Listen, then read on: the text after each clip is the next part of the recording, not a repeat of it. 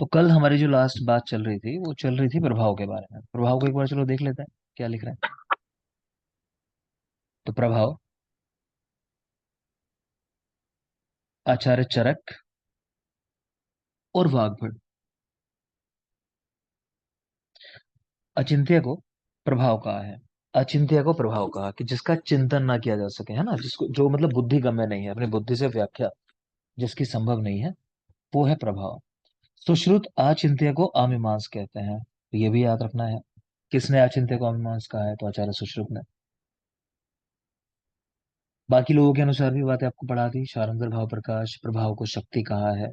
रस वैशेषिक भदंत नागार्जुन अचिंत्य और अनवधारणीय ऐसे शब्द दिए हैं प्रभाव के लिए। गंगाधर प्रभाव को कर्म मानते हैं। चरक कह रहे हैं कि रस वीर विपाक आदि से जो कर्म अलग आपको दिखाई दे, ठीक है, कि गुण है, उसके हिसाब से रस होगा, उसके हिसाब से वीर्य होगा, उसके हिसाब से विपाक होगा, वो ठीक बात है। लेकिन कभी ऐसा ना हो कुछ अलग ही दिखाई देने लगे काम, तो उसको बोलते हैं प्रभाव। ठीक है, अष्टांग संग्रह ने भी कहा कि जो सामान्य सिद्धांतों का अतिशय कर जाए तो वो प्रभाव है। जो सामान्य सिद्धांतों पे ना चले वो चीज है प्रभाव। फिर संग्रह हृदय का एक और श्लोक लिखा हुआ है। रस आदि साम्यम यत कर्म विशिष्ट जम, यानी विशिष्ट कर्म को ही प्रभाव कहते हैं। कि रस आदि से फर्क नहीं पड़ता कि क्या है उसका रस गुण वीर्य ये सब, तो उन सब से अलग कोई चीज है वो है प्रभाव। नेक्स्ट आता है विचित्र प्रत्यारब्ध, जिसका उल्लेख वाग्भट ने किया है। आप लिखना चाहो तो कल इसको लिखवा रहा था मैं थोड़ा सा आपको, है ना, तो विमर्श में इसको थोड़ा सा एक्सप्लेन किया हुआ है, तो मैं आपको वो चीज बोल दे रहा हूँ। उदाहरण सबने लिख लिए होंगे, अंतर समझा दिया होगा मैंने। विचित्र प्रत्यारब्ध और प्रभाव का अंतर क्या है? देखो, प्रभाव तो वो है कोई बहुत बड़ा काम हो रहा है, ठीक है, बहुत ही बड़ा काम कुछ हो रहा है, कि एक और एक दो होने चाहिए। मान लो शक्ति दो लोग मिले तो दो लोगों की शक्ति आ जानी चाहिए, लेकिन वो शक्ति 100 लोगों की हो जाए एकदम, तो ऐसा कुछ काम हो जाए तो वो हो गया प्रभाव, कह रहे अलग ही कुछ हो रहा है। और एक चीज होती है विचित्र प्रत्यारब्ध, ये क्या हुआ कि जो होना चाहिए था ना वो ना होके कुछ और होने लगे, तो विचित्र प्रभाव हो गया, कह रहे ये क्या बात हो रही है, ऐसी वाले, है ना, विचित्र प्रत्यारब्ध। तो अष्टांग हृदय ने सूत्र 9 में इसका उल्लेख किया है। उदाहरण की बात करें, उदाहरण बिल्कुल याद कर लेना आप। तो गोधूम, मत्स्य, पया, शूकर और सिंह का मांस, ये कुछ उदाहरण है, आपको याद रखना है। विमर्श में जो लिखा है जरा वो लिख लो आप, क्योंकि आपके यहाँ पे सब्जेक्टिव एग्जाम भी बाद में होना है, तो कभी क्वेश्चन आ जाए इस पे लिखने को, तो लिखोगे जल्दी से। लिखो गोधूम,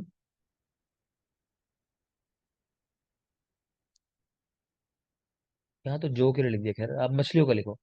मछली लिखो, मत्स्य को मधुर गुरु होने से, मछलियां जो होती हैं वो मधुर और गुरु होती हैं, इस कारण से शीतवीर्य होना चाहिए था, परंतु वे उष्णवीर्य हैं। तो मत्स्य के सामने लिख लोगे एरो बना के कि ये कैसी होती हैं, गुरु और मधुर, लेकिन उष्णवीर्य हैं। ठीक है, शीतवीर्य नहीं है, ये अलग बात हो गई। ऐसा कैसे हुआ? इसी तरह लिखो सिंह का मांस स्वादु गुरु। सिंह का मांस मतलब वही है मधुर और गुरु, सेम मछलियों की तरह। तो कह रहे विपाक मधुर ना होकर कटु विपाक है। तो सिंह का जो मांस है कटु विपाकी है, स्वादुर गुरु होने के बाद भी। मछलियां स्वादुर गुरु होने के बाद भी उष्ण वीर्य वाली हैं।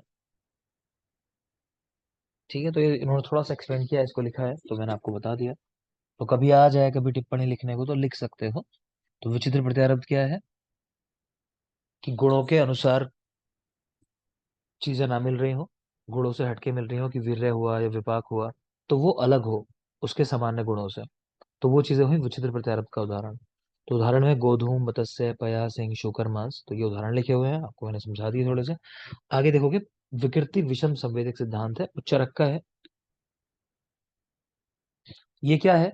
अपनी लैंग्वेज में लिखना चाहो लिख लो, समझना चाहो समझ लो। तो विकृति विषम संवेद है कि कोई द्रव्य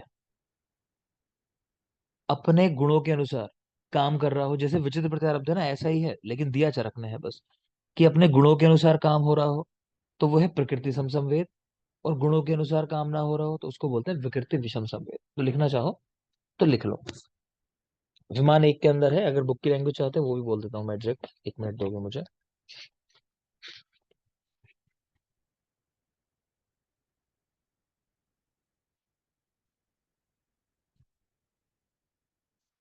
ये भी लिखवा देता हूँ आपको। लिखो चलो।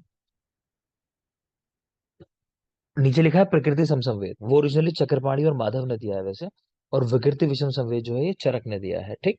तो दोनों लिख लोगे आप। प्रकृति समसंवेद लिखो, हिंदी लिखो।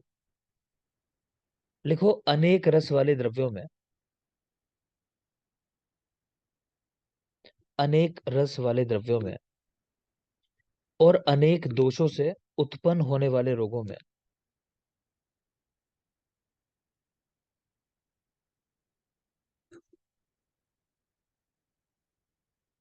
अनेक रस वाले द्रव्यों में और अनेक दोषों से उत्पन्न होने वाले रोगों में रस के और दोष के प्रभाव को,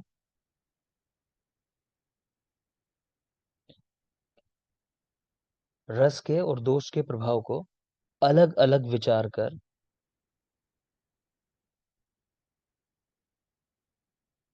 अलग अलग विचार कर द्रव्य और रोग के प्रभाव का निश्चय करें।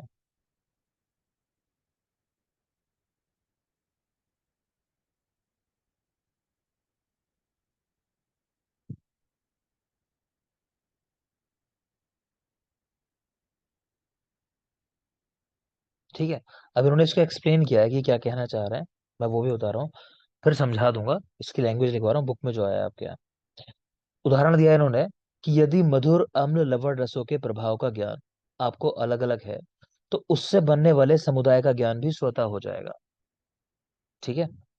अब ज्वर को दूर करने वाली अलग अलग चार औषधियों का परिज्ञान है, तो उन चारों को मिलाकर ज्वर में प्रयुक्त करें तो वह समुदाय भी ज्वर नाशक होगा। ये बातें सभी विषयों में लागू होती हैं। इस सिद्धांत को प्रकृति समसंवेद सिद्धांत कहते हैं। अब थोड़ा समझ लो, आपको एग्जाम में क्या लिखना है। एग्जाम में आपको इस तरह से लिखना है इसको, कि प्रकृति समसंवेद सिद्धांत क्या होता है। ये होता है कि मान लो आपको पता है कि मधुर रस क्या काम करता है, अम्ल क्या करता है, लवण कटु तिक्त कषाय, मतलब सबके पता है आपको इफेक्ट क्या क्या इफेक्ट होते हैं।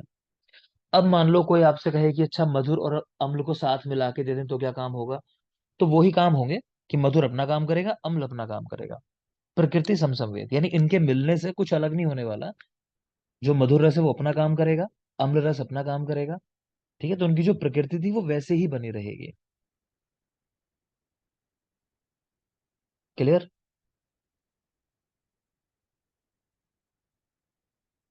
चलो मैंने आपको अलाउ कर दिया है। अब कुछ सवाल बन रहा होगा यहाँ तो पूछ लोगे इसलिए। अब माइक ऑन इसे करोगे रिपीट मतलब। कर दीजिए ठीक है। सर प्लीज, प्रकृति समसंवेद को। ठीक है बेटा। तो इसको आप ये लिखो, आप जो एग्जाम में लिखना है ना, बुक वाली लैंग्वेज छोड़ो, जो मैं बोल रहा हूँ उसको लिखो, सामने लिखो। यदि, लिख लोगे अब, यदि द्रव्यों के, यदि द्रव्यों के गुण अलग अलग हों, यदि द्रव्यों के गुण अलग अलग हों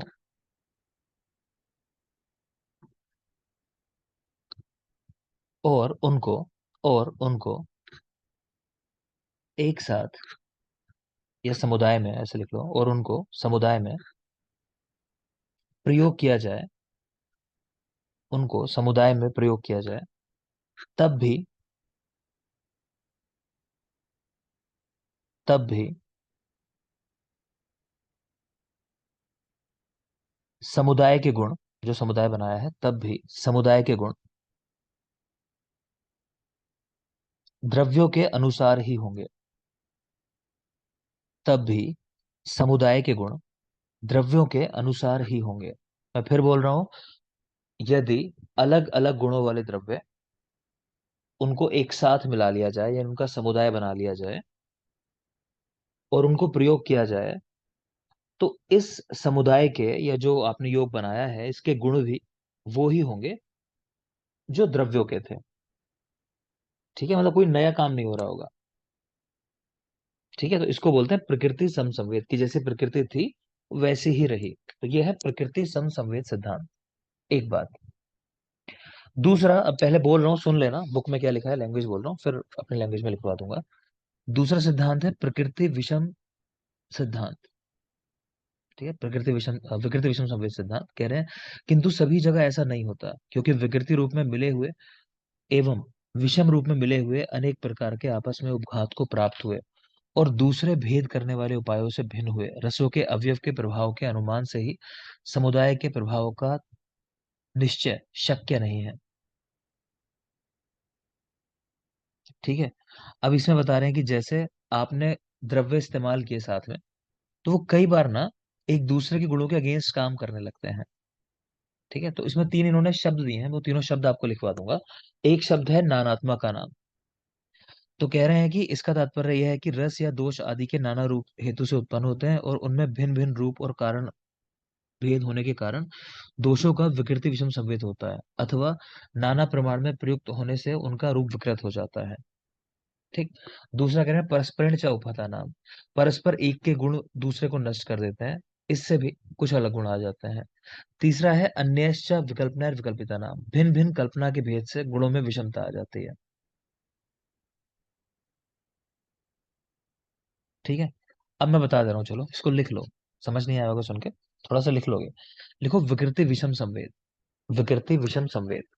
तो लिखेंगे अलग अलग गुण वाले द्रव्यों को समुदाय रूप में प्रयोग करने पर, अलग अलग गुणों वाले द्रव्यों को समुदाय में प्रयोग करने पर समुदाय के गुणों में भिन्नता होना। समुदाय के गुणों में भिन्नता होना। तो पिछले वाले उदाहरण में क्या था, प्रकृति समसंवेद में, कि जो आपके द्रव्यों के गुण थे वो ही उसके समुदाय के गुण हैं।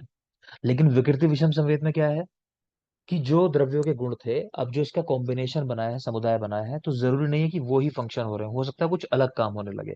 जैसे मैं आपको एक उदाहरण अगर दूं, कि जैसे घी के गुण अलग होते हैं, घृत के, और मधु के गुण अलग होते हैं, शहद के। लेकिन इन दोनों को जब मिला लिया जाता है तो क्या बन जाता है, बोलो। विष। विष बन जाता है। विष बनता है। विष बन समान जाता है। मात्रा में हाँ बेटा, समान मात्रा में यूज कर सकते हो, लेकिन विषम, माफ करें, समान मात्रा में विष बन जाता है। असमान मात्रा में यूज कर सकते हो, ठीक है ना। तो इनको जब समान मात्रा में यूज करते हैं तो वही कॉम्बिनेशन क्या बन जाता है, विष बन जाता है। ठीक है। तो अब वो गुण नहीं रहे जो होने चाहिए थे। ठीक है। तो एक उदाहरण है उसका। तो अब इन्होंने आगे जो व्याख्या की है ना, उसमें तीन कारण बताए हैं कि क्यों हो जाता है ऐसा, विकृति विषम संवेद क्यों होता है। तो लिख लोगे, तीन शब्द बोल रहा हूं मैं। पहला लिखो नानात्म का नाम। नानात्म का नाम मतलब क्या क्या पॉसिबल कारण हो सकता है, तो वो कारण बता रहे हैं। पहला कारण है विकृति विषम संवेद में नानात्म का नाम।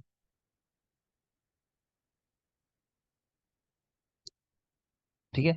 तो इसमें लिख रहे हैं कि नाना प्रमाण में यूज होने से, जैसे हमने अभी बात की कि भिन्न भिन्न मात्रा में आप पढ़ोगे। अब जैसे मान लो अफीम ले लो, चलो अफीम ले लेते हैं, कि कम मात्रा में यूज करोगे तो मेडिसिन है, ज्यादा मात्रा यूज कर ली तो प्राण भी ले लेगी, है ना। मद्य है, अल्कोहल है, कम मात्रा में अलग काम कर रहा है। बहुत ज्यादा मात्रा ले ली, कोई कहने लगे अब भी नशा ही होगा, तो नशा नहीं होगा, फिर तो प्राण ही हर लेगा। ठीक है। तो वो चीज है नानात्मक का नाम, कि नाना प्रमाण, कि आप डिफरेंट डिफरेंट अमाउंट में चीजों को यूज करते हो तो उनके गुणों में भिन्नता आती है। ठीक है। तो वो गुण नहीं रह जाते फिर जो आप सामान्य रूप से जानते हो। एक बात हो गई है। दूसरा लिखो परस्परेण च उपहता नाम। एक दूसरे को नष्ट कर देना। परस्परेण च उपहता नाम, ऐसा। परस्परेण च उपहता नाम। ठीक है। तो लिख लो कि प्रबल रस दुर्बल रस के प्रभाव को नष्ट कर देता है। कि आप दो चीजें एक साथ इस्तेमाल कर रहे हो, मान लो एक स्ट्रांग है और एक इतनी स्ट्रांग नहीं है। ठीक है। तो कह रहे हैं उस कंडीशन में क्या होगा, कि जो स्ट्रांग रस होगा, जिसकी पोटेंसी ज्यादा है, वो कम पोटेंसी वाले के रस महसूस नहीं होने देगा, आपको टेस्ट नहीं महसूस होने देगा। ठीक है। परस्परेण च उपहता नाम, ये इसका मतलब है। तीसरा लिखेंगे, लिखो अन्यश्च विकल्पनैर विकल्पिता नाम। मैं लिख दे रहा हूं, अन्यश्च, अन्यश्च ऐसा मतलब है, अन्यश्च विकल्पनैर विकल्पनैर विकल्पिता नाम।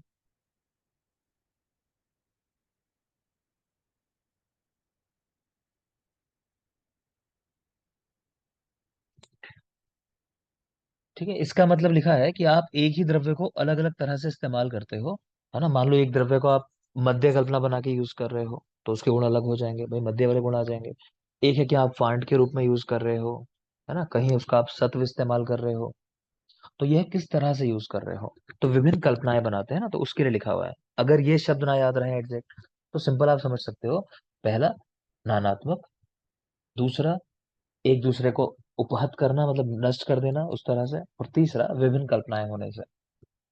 ठीक है ना, ये तो श्लोक के शब्द हैं, आपको समझ में लेकिन आने चाहिए। हो गया सबका, हटा दूं इसको।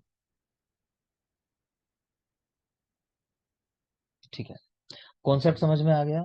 प्रकृति समसंवेद, विकृति समसंवेद। प्रकृति समसंवेद है, जो द्रव्यों के गुण थे वैसे ही गुण उनको एक साथ में डालोगे तब भी बने रहेंगे, है ना। वो चीज जो आप प्रोडक्ट बनाया आपने, उसमें भी वही गुण होंगे, तो उसको बोलते हैं प्रकृति समसंवेद। दूसरा है विकृति विषम संवेद। इसमें क्या है कि आपने द्रव्यों को मिलाया अलग अलग, अब जो बनाया आपके पास प्रोडक्ट, तो उन गुणों से बिल्कुल अलग कोई चीज हो गई जो पहले थे वो। उन दोनों में से या तीनों में से जितने भी आपने मिलाए हैं, हो सकता है उनमें से किसी में वो गुण ना हो, और जो नया द्रव्य बना है उसके अंदर वो गुण हो। तो ये होता है विकृति विषम संवेद। इसके तीन कारण बताए आपको, कौन कौन से। नानात्मका नाम, परस्परिण चौपथा नाम, और अन्यश्च विकल्पनैर विकल्पिता नाम।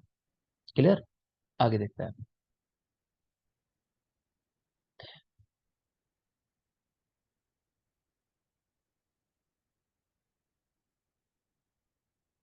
नेक्स्ट देखिए,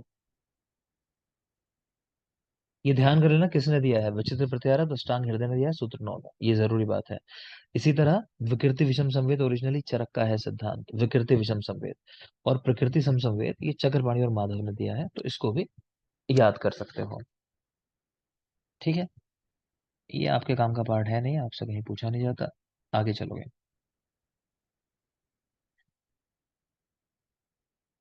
यहाँ महाभूत बताए हैं, आपको आना चाहिए, सिलेबस में हो चाहे ना हो, चिकित्सा के पॉइंट से जरूरी है, पूछ सकता है। तो दोष लिखे हैं, और एक तरफ लिखा है इनको शमन करने वाले कौन से महाभूत है, और इनको बढ़ाने वाले कौन से महाभूत है। तो वायु, ऊपर के दोनों आकाश और वायु इसको बढ़ाएंगे, अग्नि जल और पृथ्वी इसको कम करने का काम करेंगे। पित्त की अगर बात करें, तो वायु जल और पृथ्वी ये तीनों इसके शामक हैं, और अग्नि इसको बढ़ाने वाली है। अग्नि बढ़ाएगी पित्त को सिर्फ, बाकी वायु जल पृथ्वी इसको कम करते हैं। कफ की बात करें, तो जल और पृथ्वी इसको बढ़ाने वाले हैं। ऊपर की तीनों आकाश वायु अग्नि वो शमन का काम करते हैं। याद रखना, सुश्रुत के अनुसार है, पता होना चाहिए आपको। ठीक है, नेक्स्ट आ जाओगे। आपके यहाँ पंचकर्म भी है, वो भी पूरा पढ़ना है, वो नोट्स आपको कल दे दूंगा मैं। लेकिन वहां पढ़ने के पहले ये एक बात लिखी हुई है, आप सभी ने चैप्टर्स के नाम तो याद कर लिए होंगे, चरक कल्प स्थान के। आपको कहा था मैंने कि 12 चैप्टर हैं, 12 के 12 चैप्टर के नाम याद होने चाहिए। ठीक है, तो यहाँ वो लिखे हुए हैं। मदन फल, जिमूतक, इक्ष्वाकु, धामार्ग, कुटज, कृतवेधन, श्यामा त्रिव्रत, चतुरंगुल, तिलवक, सुधाकल्प, सप्तला शंखिनी और दंती द्रवंती, ये चैप्टर्स के नाम है। ठीक है क्या। चरक संहिता में कुल विरेचन योग, बात हुई होगी हमारी, कितने हैं चरक संहिता में कुल विरेचन, पूछे जाए तो। सर 600। 600। 600। इनमें से ऊर्ध्व विरेचन कितने हैं। 355 245 अधोविरेचन। ठीक है, 245 अधोविरेचन। ये बात अगले पेज पे भी लिखी हुई है, अगर देखना चाहो तो यहाँ लिखा है कि चरक संहिता में कुल 600 विरेचन योग आए हैं। 355 वमन के हैं ओरिजिनली, और 245 विरेचन के हैं। लेकिन चरक ने क्या किया कि वमन द्रव्यों को कह दिया ऊर्ध्व विरेचन, मतलब जो वमन है उसको लिख दिया ऊर्ध्व विरेचन, और जो विरेचन है उसको लिख दिया अधा विरेचन। तो इस तरह करके सारे के सारे योग विरेचन में आ जाते हैं। तो आपको नंबर याद रखना है कि चरक संहिता में कुल विरेचन है 355 प्लस 245, यानी 355 वमन वाले, 245 विरेचन वाले, तो इस तरह कुल हो जाते हैं 600। अब जरा देख लो ये 600 कैसे होता है, आपको याद होना चाहिए बिल्कुल, क्योंकि चरक के अनुसार तो है आपके यहाँ पंचकर्म पूरा। ठीक है, तो ये क्या है बेटा, ये इनके ऊपर योग की संख्या लिखी हुई है कि मदन फल के कुल 133 योग हैं, 133। जिमुतक के 39, इक्ष्वाकु 45, धामार्गव 60, कुटज 18, और कृतवेधन 60। जिन लोग को ना याद हो, एक ट्रिक मैं बोलता हूँ उसके लिए, कि मदन जी की इच्छा है धर्म को करो, मतलब धर्म को करना चाहिए सभी को, मदन जी की इच्छा है, तो मदन फल, जिमुतक, इक्ष्वाकु, मदन जी की इच्छा धर्म को करो, तो धामार्गव, कुटज और कृतवेधन करो, मतलब कृतवेधन ऐसा। तो हम इन 6 चैप्टर्स के नाम ऐसे याद रखते हैं, और ये जरूरी है क्योंकि अगली 2 ट्रिक तभी काम करेंगी जब ये क्रम याद होगा आपको। ठीक है, तो इनके एक तो नंबर याद रख लोगे, मदन फल के 133 योग, जीमूतक के 39 39, इक्ष्वाकु 45, धामार्गव 60, कुटज 18, कृतवेधन 60। ठीक, तो ये है वमन वाले। तो यहाँ देखो ट्रिक लिखी है नीचे एक, आज 100 वामन ने गायों को बांध कर काटा, और एक और ट्रिक लिखी है अगली, सभी कुष्ठ प्रेम से पांडु के हृदय में उतर गया। दोनों आपको याद करनी है, आज 100 वामन ने गायों को बांध कर काटा, सभी कुष्ठ प्रेम से पांडु के हृदय में उतर गए। इसका मतलब क्या है? देखो, मदन फल को पुनर्वसु आत्रेय कहते हैं कि सभी रोगों को हरने के लिए इससे वमन कराना चाहिए, यानी किसी भी रोग में वमन करा सकते हो। जीमूतक को शौनक ने लिखा कि कुष्ठ रोग में वमन कराना है तो जीमूतक का प्रयोग करो। इक्ष्वाकु के लिए वामक ने कहा प्रमेह में, धामार्गव गौतम पांडु में, कुटज बडिश हृदय रोगों में, और कृतवेधन काप्य ने उदर रोगों के अंदर। ये बात कैसे याद होती है? तो पहली ट्रिक है, आज 100 वामन ने गायों को बांध कर काटा। आज यानी आत्रेय, 100 का मतलब शौनक, वामन तो वामक, गायों को गौतम, बांध कर बडिश, काटा मतलब काप्य। ठीक है, दूसरी जो ट्रिक है, सभी कुष्ठ प्रेम से पांडु के हृदय में उतर गए, वो है सभी मतलब सर्व रोग है। कुष्ठ तो कुष्ठ, प्रेम से प्रमेह, पांडु के हृदय में, और उतर गए यानी उदर रोग। मेरी बात समझ में आ गई सभी को? मैंने क्या कहा? आपसे पूछा जाता है ऐसा सवाल कि बताओ हृदय रोगों में वमन कराना है, इनमें से कौन से द्रव्य का इस्तेमाल करेंगे? तो आप लोग सोच ही नहीं पाते हो कहाँ से सवाल है ये। तो यहाँ से सवाल होता है वो। तो हृदय रोगों में पूछेगा तो कुटज लगाना है आंसर पर। ठीक है, या फिर पूछ लेगा कि किस आचार्य ने कहा पांडु रोग में वमन कराने के लिए धामार्गव का प्रयोग करो? तो गौतम ऋषि ने कहा, ऐसा करके। तो ट्रिक हमारी, फिर बोल रहा हूं मैं एक बार, मदन जी की इच्छा धर्म को कर, 133 39 45 60 18 60। दूसरा, आज 100 वामन ने गायों को बांध कर काटा, तो आत्रेय, शौनक, वामक, गौतम, बडिश और काप्य, सभी कुष्ठ प्रेम से पांडु के हृदय में उतर गए। सर्व रोग है, कुष्ठ, प्रमेह, पांडु, हृदय रोग और उदर रोग। ठीक है ना? अगले वाले जो 6 चैप्टर हैं वो विरेचन के योग हैं, उनको भी देख लोगे। श्यामा त्रिव्रत के 110 योग हैं, चतुरंगुल के 12, तिलवक 16, सुधा 20, सप्तला शंखिनी 39, दंती द्रवंती 48, 48। इनमें क्या याद रखना है, स्पेशली जो बता रहा हूं, एक तो चतुरंगुल आरकवत, तो 12 योग तो है ही इसके। एक और बात लिख लो यहीं पर, एरो बना के लिख लो, 12 वर्ष तक के बच्चों में विरेचन कराने के लिए, ये सवाल पूछा जाता है, 12 वर्ष तक के बालकों में विरेचन कराने के लिए किसका प्रयोग करता है? ठीक है। दूसरा, यहां पर आप देखोगे कुल कितने द्रव्य हैं, चैप्टर भले ही 12 है लेकिन कुल द्रव्यों की संख्या 15 है। 15 कैसे? ये श्यामा त्रिव्रत में दो वैरायटी है त्रिव्रत की, अरुण और श्याम दो वैरायटी होते हैं। ठीक है, तो 13 चैप्टर हो गए, मतलब यहाँ दो हो गए। सप्तला शंखिनी, यहाँ दो द्रव्य हो गए, सप्तला और शंखिनी, तो 14 हो गए। इसी तरह दंती द्रवंती दो हैं, तो ये 15 हो जाते हैं टोटल। ठीक है, तो 15 द्रव्य को आश्रय बनाकर कुल 600 विरेचन के योग दिए गए हैं। तो वही आगे लिखा हुआ है कि कल्प स्थान में कुल 15 द्रव्यों को आश्रय बनाकर 600 विरेचन के योग दिए हैं, जिनमें 355 वमन के हैं और 245 विरेचन के हैं। अगले पॉइंट भी जरूरी है आपके लिए, क्योंकि आपके यहाँ पे पंचकर्म है और ये पॉइंट उससे रिलेटेड ही है कुछ, तो इनको पढ़ना है आपको, बिल्कुल जरूरी है। देखोगे विरेचन द्रव्यों के 6 आश्रय बताए गए। विरेचन द्रव्यों के 6 आश्रय, कौन से 6 आश्रय होते हैं? आपको याद कराए होंगे सूत्र एक में, बोलेगा कोई किस तरह याद कराए हैं? पंचांग प्लस ठीक है ना, तो पंचांग प्लस शीर, इस तरह करके याद कराया होगा। तो पंचांग में वृक्ष की 5 चीजें, यानी फल फूल पत्ते मूल और त्वक, तो ये 5 चीजें होती हैं, प्लस शीर, ये होते हैं विरेचन द्रव्यों के 6 आश्रय। शिरो विरेचन द्रव्यों के 7 आश्रय हैं, 5 प्लस कंद और निर्यास, 5 यानी पंचांग, प्लस कंद और निर्यास शिरो विरेचन के 7 हैं। फिर स्थावर विष के 10 अधिष्ठान है, ये भी याद रखोगे। स्थावर विष के 10 अधिष्ठान, एटलीस्ट नंबर याद होना चाहिए आप लोग को। हरियाणा पीएससी में भी कोई याद कर सकता है तो ये भी याद कर लेना। पंचांग प्लस ये जो शीर आया एक्स्ट्रा वाला, प्लस ये जो कंद और निर्यास आया, देख लो, शीर प्लस कंद निर्यास, प्लस दो चीजें और हो जाती हैं, धातु और सार, तो ये दो नई चीज आई हैं। तो स्थावर विष के 10 अधिष्ठान, पंचांग प्लस शीर प्लस कंद निर्यास प्लस धातु और सार। जांगम विष के 16 अधिष्ठान होते हैं, जांगम विष 16 अधिष्ठान। ठीक है, नेक्स्ट कह रहे हैं शिरो विरेचन द्रव्यों के अंदर लवण, कटु, तिक्त और कषाय, ये रस होते हैं, मधुर और अम्ल नहीं होते। सिंपल सा लॉजिक है, शिरोविरेचन कराना है तो मीठी चीजों से विरेचन नहीं होगा, है ना। अम्ल रस से भी नहीं कराते। तो मधुर और अम्ल रस नहीं होते, बाकी सारे रस होते हैं शिरोविरेचन द्रव्यों में। नेक्स्ट देखो, छर्दन, उल्लेखन, वमन, ये पर्याय हैं और इनको कराने के लिए मदन फल का प्रयोग जनरली कराया जाता है। छर्दन, उल्लेखन और वमन ये पर्याय है। नस्य प्रच्छर्दन आपसे कहे चाहे शिरोविरेचन कहे, एक ही मतलब है। कॉमनली अपामार्ग का यूज कराते हैं शिरोविरेचन कराने में। प्रसेकादान, प्रस्कंदन या विरेचन ये शब्द मिले तो ये पर्यायवाची हैं सारे। प्रसेकादान स्पेशली याद रखना, प्रसेकादान देख के लगता है कि वमन की बात हो रही होगी शायद, ठीक है। तो प्रसेकादान हो चाहे प्रस्कंदन हो, तो ये विरेचन के ही पर्याय है। तो इसमें अरुण त्रिव्रत का यूज कराता है। अच्छा ये भी याद रख सकते हो कि त्रिव्रत जैसे अरुण और श्याम दो वैरायटी है ना, तो पूछ लेता है कौन सी वैरायटी श्रेष्ठ होती है, तो अरुण त्रिव्रत श्रेष्ठ होता है। ठीक है, लिख लो चाहे तो ब्रैकेट में, अरुण त्रिव्रत श्रेष्ठ है, मतलब श्याम वाला नहीं है।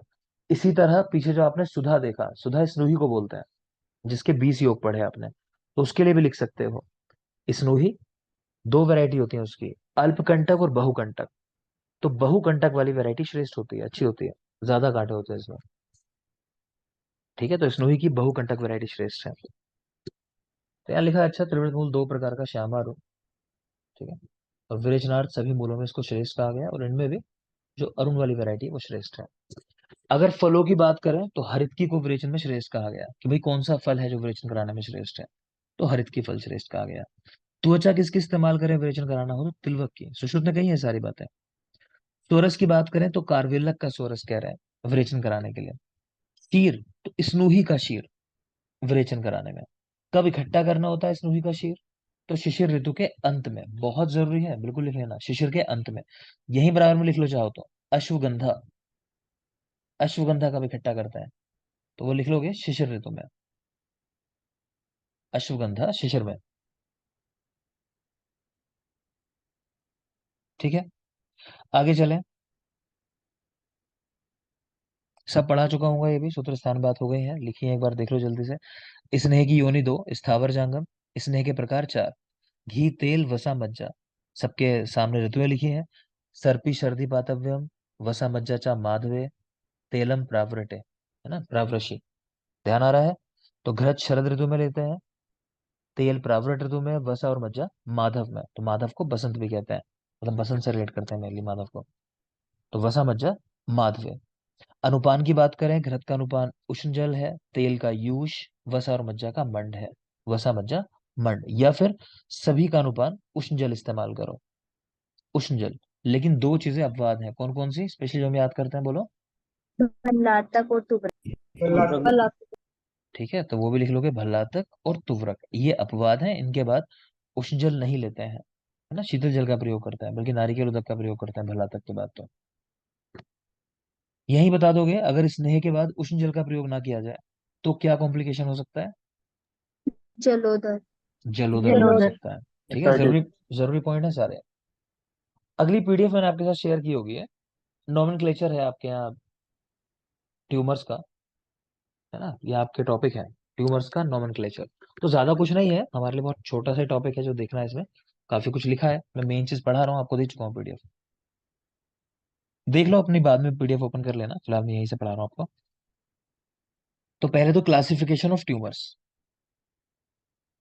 ठीक है, दो तरह के होते हैं, एक बिनाइन और एक मैलिग्नेंट। मतलब समझते होगे कि मैलिग्नेंट वाले मतलब कैंसरस जिनको हम बोल देते हैं मेनली, और बिनाइन वाले बहुत सारी ऐसी ग्रोथ होती है बॉडी के अंदर, जैसे लाइपोमा भी हो जाता है मान लो।